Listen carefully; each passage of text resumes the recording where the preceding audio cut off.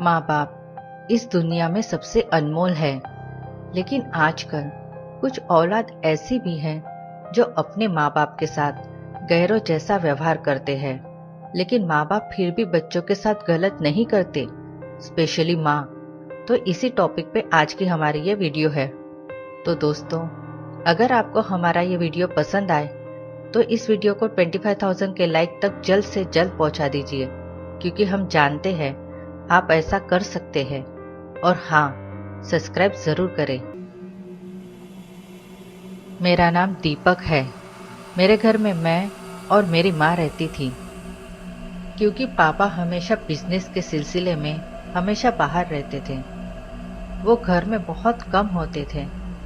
मुझे मेरे पापा की कमी महसूस ना हो, इसलिए मेरी माँ मुझसे बहुत ज़्यादा प्यार करती थी और इसलिए बहुत ज़्यादा केयर भी करती थी। बट मुझे ये केयर अच्छी नहीं लगती थी। अब मैं बड़ा हो गया हूँ। मुझे ऐसा लगता था जैसे माँ मुझे इरिटेट कर रही है। कभी कभी मैं माँ को गुस्से में डांट देता था, लेकिन माँ कभी मेरे ऊपर गुस्सा नहीं करती थी। माँ के चेहरे पे हमेशा स्माइल होती थी। एक दिन की बात है, माँ को कुछ काम से मार्केट जाना था और मेन मार्केट हमारे घर से काफी दूर था। इसलिए माँ ने मुझसे कहा, दीपक, बाइक लेके मेरे साथ मार्केट चलोगे? मुझे कुछ सामान लेना है। माँ, आप प्लीज ऑटो करके चले जाओगे? मुझे कॉलेज का एक अर्जेंट काम करना है। मुझे उस टाइम कॉलेज का कोई काम नहीं था, लेकिन फिर भी मैंने माँ से झूठ बोला, क्योंकि मुझे उनके साथ मार्केट नहीं जाना था। इसलिए मैंने झूठ बोलकर उन्हें मना कर दिया। माँ थोड़ा अपसेट हुई और बोली, ठीक है बेटा, मैं खुद ही चली जाती हूँ, अपना ध्यान रखना।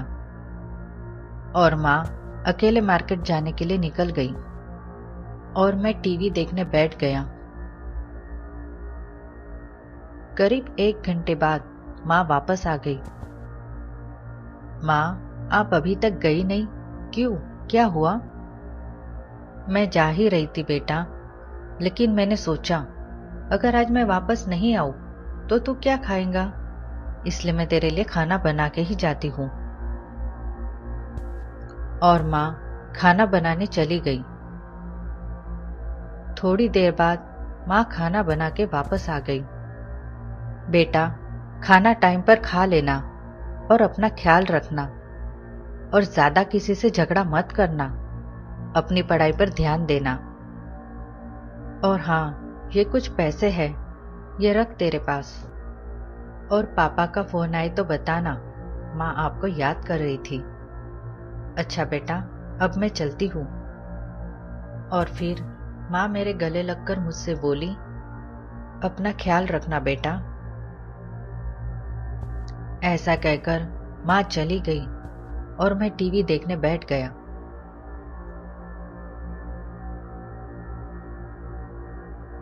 थोड़ी देर बाद मुझे एक कॉल आया।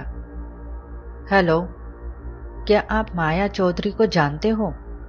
क्योंकि इनके मोबाइल में लास्ट डायल नंबर आपका ही है। मेरी माँ का नाम माया था। हाँ, मैं उनका बेटा हूँ। क्या हुआ? तो सामने से जो उन्होंने कहा, उसे सुनकर मेरे रोंगटे खड़े हो गए।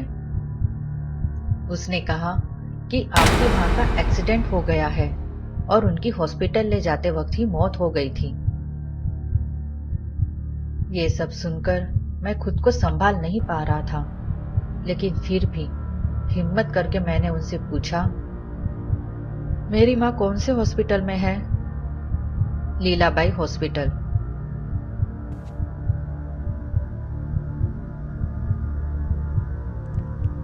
मैं माँ को देखने हॉस्पिटल पहुंचा। वहां जाके मुझे जो पता पड़ा, उससे मैं पूरी तरह से हिल चुका था। ऐसा कैसे हो सकता है?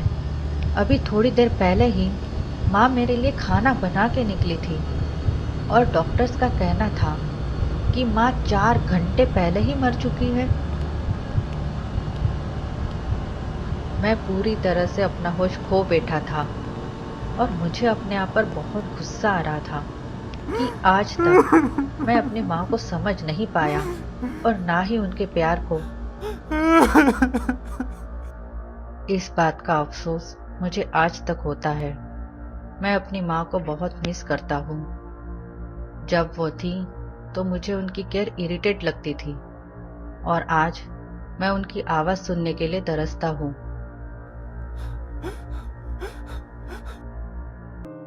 दोस्तों, एक माँ का प्यार ही ऐसा होता है कि वो कभी अपने बच्चों को मुसीबत में नहीं देख सकती। इसलिए मरने के बाद भी एक माँ ने अपने बच्चे के खाने की फिक्र की। तो दोस्तों, आपको इस स्टोरी से क्या सीखने को मिला, ये हमें प्लीज कमेंट्स बॉक्स में जरूर बताएं। और जिसका कमेंट्स मुझे सबसे ज्यादा अच्छा लगेगा उसका नाम मैं अपनी अगली स्टोरी में जरूर दूंगी। तो आशा करती हूँ कि आपको आज की स्टोरी पसंद आई होंगी। अगर ऐसा है तो प्लीज लाइक करें, शेयर करें और सब्सक्राइब करें।